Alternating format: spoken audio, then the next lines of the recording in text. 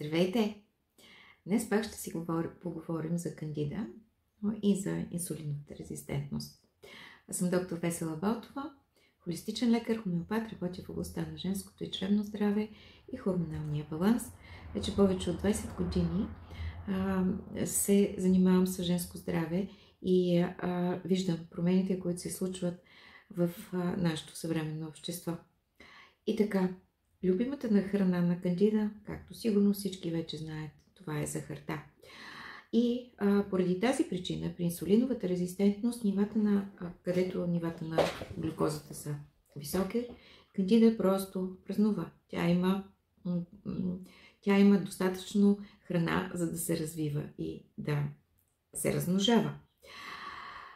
При инсулиновата резистентност клетките не усвояват глюкозата. Тоест кръвта остава висока, глюкозата остава висока в кръвта и тъканите, което създава една идеална среда за кандида.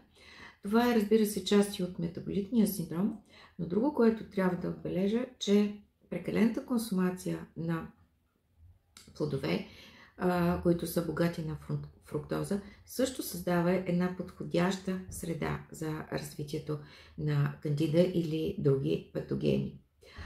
Желанието за сладко, някои хора казват, че буквално са жадни за сладко, напълняването и повтарящите си инфекции, съответно са едни типични оплаквания за профила на жена с инсулинова резистентност и кандида. Тук малко се припокриват нещата и затова е нужно все пак да се направят лабораторни изследвания, да се проведе нормално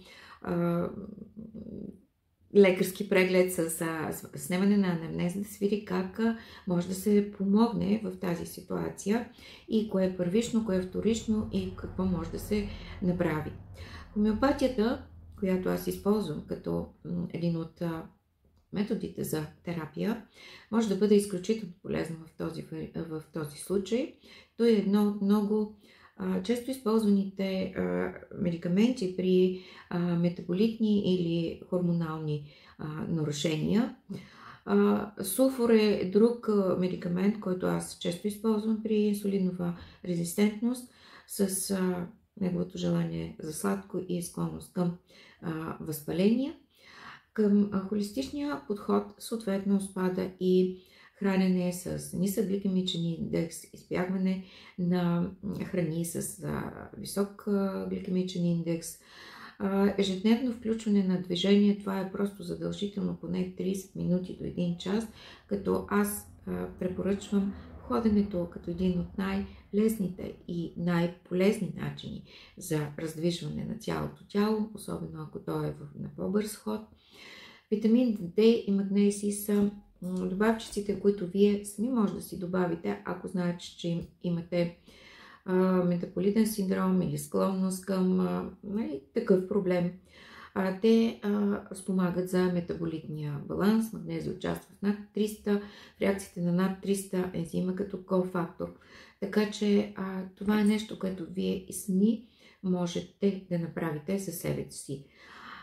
Най-често кандида не е само локален проблем, тя е отражение на метаболизма, хормоните.